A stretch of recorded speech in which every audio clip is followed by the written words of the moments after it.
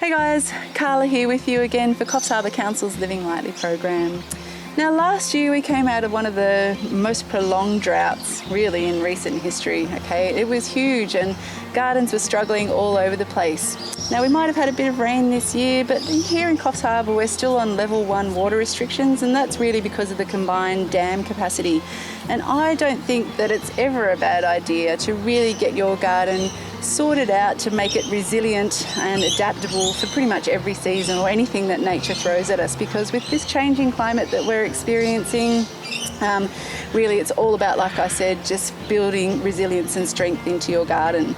So a couple of ways I find work really well to just be sensible with our water usage in the garden and create a strong, healthy garden no matter what's going on are things like grouping plants together with similar moisture needs. That's a really good one to do. So it's all about planning your garden and designing it.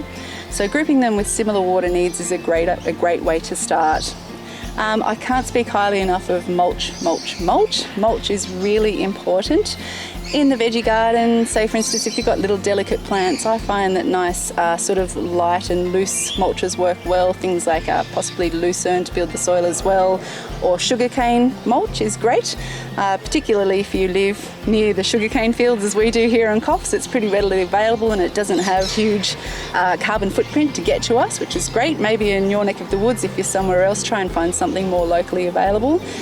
Wood chip is a great one for those perennial garden beds, and often we've got heaps of materials that we can use for mulch just around the house. Even if you're cutting prunings, you can cut them up and drop them where where you need them, or you can buy a little mulcher that you can use as well, or you can bring it in from landscapers, local landscapers or tree pruners. There's always lots of mulch available. When you're putting down mulch, just a couple of hints first though. I always make sure the ground is wet before you lay down mulch. You don't really want to lay it onto dry ground. I'll always put some maybe organic chook manure, so pelletized chook manure down first as well, because as that mulch breaks down and decomposes, it actually takes nitrogen out of the soil. So you want to put a little bit of extra nitrogen in there first before you lay the mulch down. And then put your mulch on, not too thickly, okay, about 5 to 10 centimetres, because what you're aiming for is a mix of sizes, so fines and coarse, okay, and that's so the water can still penetrate into the soil there and you're not just going to create this impenetrable barrier. Okay, and it's also really just great. Make it mixed leaf mulch, wood chip, and all those sorts of things are great for just building soil fertility as well as they break down. Now, if you're a little bit concerned about putting mulch around your house, say if we're in the thick of the fire season and you're worried about the fires, okay, another really good alternative is a living mulch. So plants that quickly cover the ground, and a lot of them are actually fire retardant or able to cope with things, quite hot temperatures or initial fire fronts and things like that. So some good natives to try might be the native violet, scaevola, or little local fan flowers. They're just beautiful. Warrigal greens, and you can eat those as well. That's perfect. They'll cover the soil really quickly and you'll have them forever once you've put them in.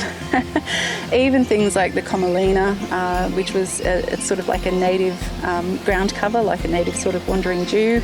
They're all great living mulches to have around your garden. You can even try some herbs, I suppose, as well. Things like little lawn chamomiles, the more succulent types of plants. Pig face is a great one as well. It looks really pretty and you can eat the fruits. That's our local pig face.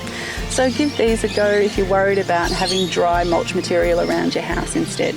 Watering is important too, of course. We obviously need to keep the water up to our gardens. If you're going to water, I would suggest watering infrequently and deeply, okay?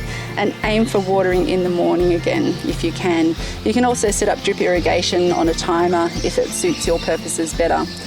When I talked about grouping those plants before, I'm also talking now about the plants that grow well in your area.